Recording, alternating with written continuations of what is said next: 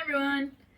We are going to read chapter 16, but as always, first I will do a recap of chapter 15. So in chapter 15, Jack went out to hunt for rabbits, and while he was hunting for rabbits, he had a run-in with a bear. And when he was running from the bear, he fell into a foxhole. And as he was stuck in the hole and he was calling out, and a man came to save him. And the man who came to save him was one of the bandits that stole from Jack and Praiseworthy way back when, a few chapters ago, and he was wearing Cut-Eye Higgins' jacket. And Jack got super excited because Cut-Eye Higgins' jacket supposedly had the Dr. Buckbee's gold map hidden in like the seams of the jacket. And then he got the jacket and he took it back, and he and Praiseworthy cut it open, and the map was not there. So we left off in the last chapter, and Praiseworthy says, so he says, first thing in the morning we'll start for Shirttail Camp. So I guess Shirttail Camp is where Cut-Eye Higgins is, and they're going to go find him and get that gold map. So chapter 16 is called Gravediggers, which I find a little bit concerning that Jack and Praiseworthy might be digging someone's grave. Let's see what happens. They were 2 days finding their way to Shirttail Camp. They followed the south fork of the American River into the winding Coloma Valley. The summer hills were red and yellow. They passed within 10 feet of old Camp Sutter's sawmill. Jack heard everyone in the diggings refer to Sutter as Old Camp, and he knew the miners' yarns about the sawmill. He looked at it now, a rough timbered shack on slits at the water's edge. Old Camp had hired a carpenter named Jim Marshall to build it. That was the way the yarn began. On a chill January morning in 1948, the carpenter spied a yellow glitter in the tail race. He thought it might be fool's gold until he beat it with a rock. That was the test. Fool's gold was brittle and would splinter. Real gold was soft and would flatten. The lump flattened out like a yellow button. Marshall rushed off to Sacramento, where Old Cap had built a fort, and arrived in a pouring rain with the news. He made Old Cap bolt for the door, pulled a white cotton rag from a pocket of his wet pantaloons, and revealed his discovery. Jim Marshall was so excited he could barely speak. The two men tried other tests.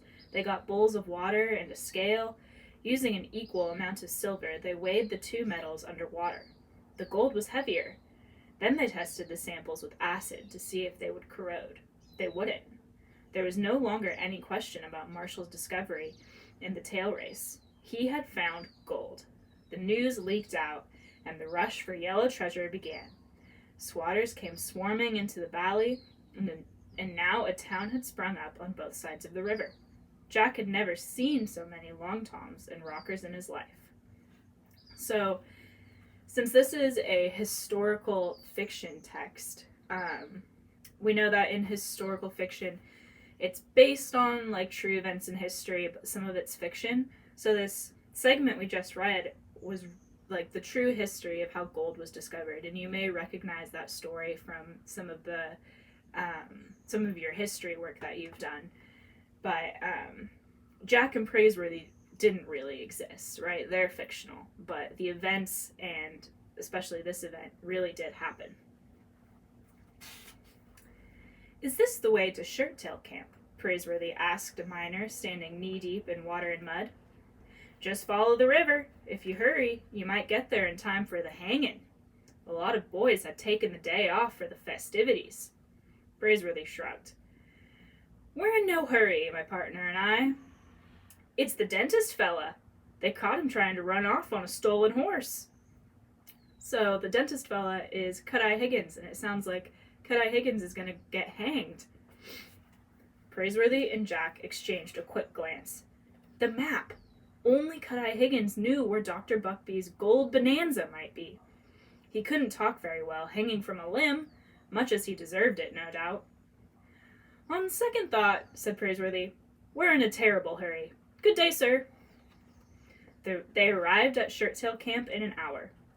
It was a dusty village of round tents and square tents and plank shacks roofed with pine boughs. There, said Jack. There he is. He saw Cut-Eye Higgins seated on a horse under the limb of a tree. He wore his jippa-jappa hat and around his neck a noose. The scar across his eye set his face at a hard squint. A crowd was ringed around him. We're just in time, Jack murmured. Praiseworthy whipped out Stubbs' red bandana blindfold and tied it around Jack's face. Partner, you've got a toothache. What? Moan now and then, good and loud. Come on. Jack gulped and followed Praiseworthy through the crowd. A paunchy man with a curly fringe of whiskers from ear to ear seemed to be in charge of festivities. There's a bee flying around me. Anyways. Jack gulped and followed Praiseworthy through the crowd. A paunchy man with a curly fringe of whiskers from ear to ear seemed to be in charge of the festivities. Doc, he was saying, you know the verdict of the jury. As justice of the Peace Shirttail Camp, I'll see you get a good burying as befits a professional man such as yourself. We don't mind so much that you extract a gold pouch every time we opened our mouths. There's plenty of yeller around. And that you light-fingered every pickpocket with watch in town, so that nobody knows what time it is. You're a professional man, and we tried to make allowances, but horse stealing is a heinous crime, and you got to pay the penalty. Since you said your last words 2-3 times already this afternoon, let's get on with it. Boys, switch that horse. Hold on, demanded Praiseworthy, stepping forward. I've got a lad here with a powerful toothache. The Justice of the Peace threw down his hat. Doggone, that's the third one today. We'll never get him strung up. I beg you, gent, said Praiseworthy. We've come a long way, and it'll only take a moment. The boy is in pain. Listen to him moan. Jack bellowed and held a hand to his cheek. He wasn't pretending. He was downright scared they might let Cut-Eye Higgins pull one of his teeth. All right, said the chin-whiskered official.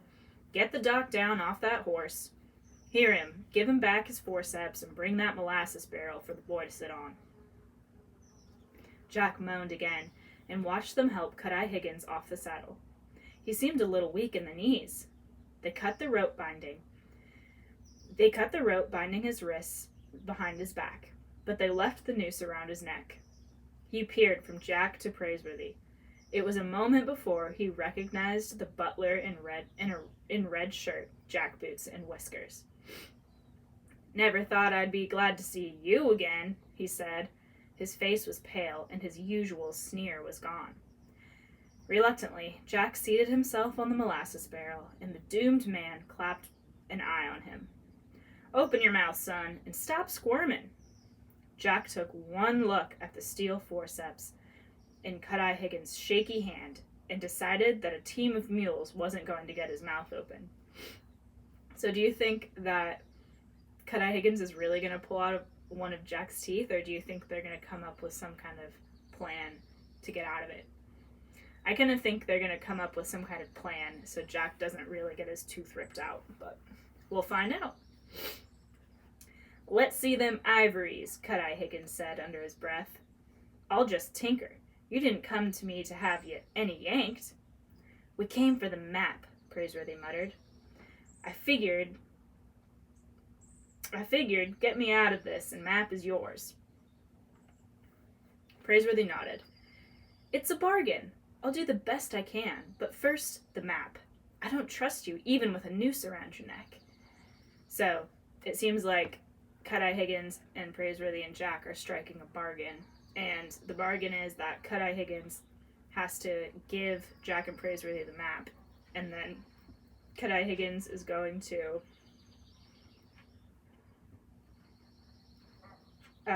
so if Jack and Praiseworthy get free Cut-Eye Higgins, he's going to give them the map. And Jack and Praiseworthy are saying, you got to give us the map first. We don't trust you. Cut-Eye Higgins lifted off his jippa-jappa hat and fished a thick, folded stripe of brown paper out of the sweatband. It was as if he kept it there only to make his hat fit. When he returned the hat to his head, it slipped down almost to his ears. There's my part of the bargain. Now you keep yours. Open them jaws, boy. Jack swallowed hard and opened up. The crowd watched and waited.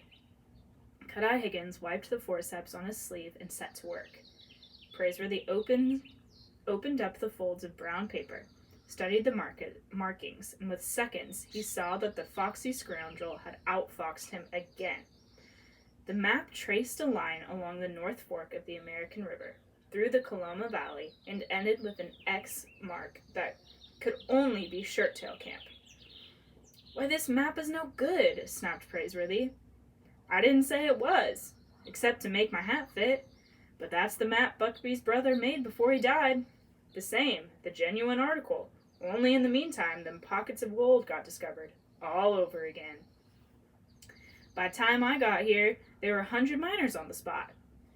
Jack moaned as best he could with his forceps, trying to spread his teeth apart. So, Praiseworthy looked at Dr. Buckbee's map, and all it was a map leading them to where they already are. And Cut-Eye Higgins just explained that by the time that he got to Shirttail Camp, all the miners had already discovered it. So it seems like Dr. Buckbee's map isn't going to be as helpful as they thought.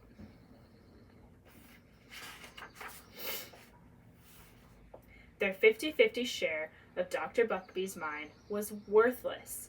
Cut-Eye Higgins had led them on a wild goose chase. Get me out of this noose, said Cut-Eye Higgins. That was our bargain, wasn't it? Praiseworthy ripped the map to bits. He'd given his word, and he'd stand by it. Gentlemen, he said, turning to the justice of the peace and others grouped around him, I'll take it you have acted as a judge and jury on this case.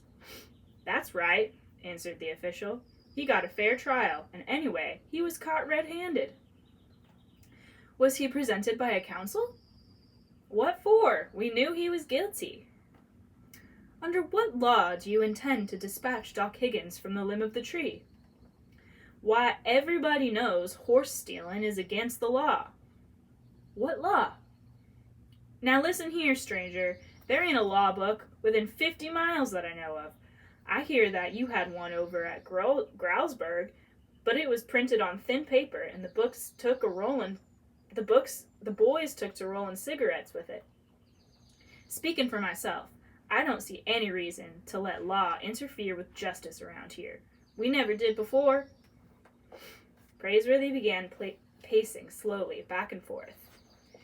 In the absence of the book of book law, gentlemen, I recommend to your notice that humanity is also lacking in this case. You're about to string up the only dentist in the diggings. Is that human? He may deserve his fate, but what of the innocent whose only crime is to come down with a toothache? Praiseworthy turned and made a grand courtroom gesture toward Jack. Like my young partner there, think of the pain and suffering you will inflict on those in dire need of a tooth extractor. Tomorrow it may be you, sir, with your cheek swelled up like a melon. Or you, sir, Mr. Justice of the Peace, with a pain in your jaw, as if you had a bee for a molar, stinging away from morning till night.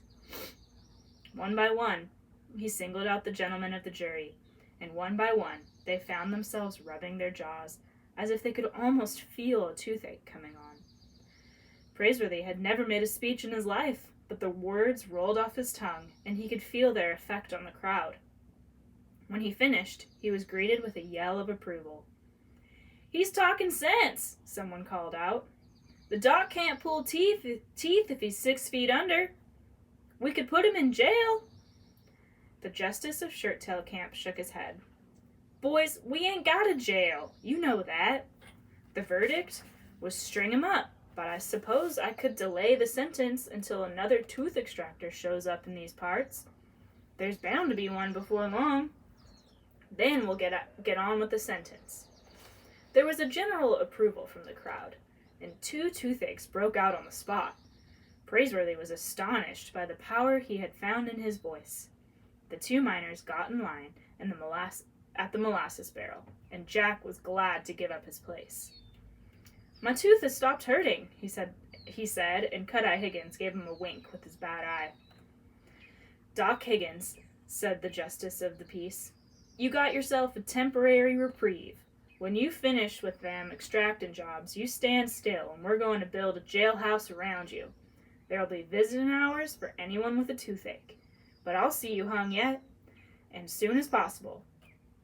Then he turned to Praiseworthy. "Stranger, I promised the doc a good burying, befitting a professional man. Might as well get it all in readiness. Since you appointed yourself counsel for the defense, you get up in the hills and dig him a resting place. Make it 6 feet deep." "Why 6 feet?" "Don't be cantankerous, or I'll fine you for being in contempt of court. Everybody knows a grave has got to be 6 feet deep. Get going." So, Praiseworthy made this great speech about how badly everyone at the diggings needs a dentist. And they decided that they would let Cut-Eye Higgins, they would let him live until another dentist showed up. And now the judge is telling Jack and Praiseworthy that they need to go get Cut-Eye Higgins' grave ready. Which reminds me back of our title, The Grave Diggers. So they're digging Cut-Eye Higgins' grave. The two partners reunited to their burrow and led him into the hills above the diggings. "You sure made a good speech," Jack said. "It was something to hear. A regular lawyer couldn't have done better. And you saved Cut-Eye Higgins from being strung up." "It's just temporary, which is about all he deserves." They chose a bare spot about half a mile from camp. It was on a bluff covered with oat straw and overlooking the river. They pulled pick and shovel from Stubbs' pack ropes and set to work. "Fine-looking country, isn't it?" Oh, that was Praiseworthy. "Fine-looking country, isn't it?" Praiseworthy muttered. "Even to be buried in." Jack tried not to think about Boston. It would soon be time to start back, and all they had to show for their labors was a worthless map. Poor Aunt Arabella, he thought. They would lose the house for sure. The entire trip to California was beginning to look like a wild goose chase. When they got the hole 4 feet deep, they couldn't go any farther. They hit bedrock and struck gold. And that's the end of the chapter. So, the next chapter is called The 15th of August. And this looks like Praiseworthy and the Ox, maybe? Was that his name? It was something like that. This is Praiseworthy in his fight. So I'm very excited to read what happens next now that Jack and Praiseworthy have finally struck gold. All right. Have a good rest of your day, everybody. Bye.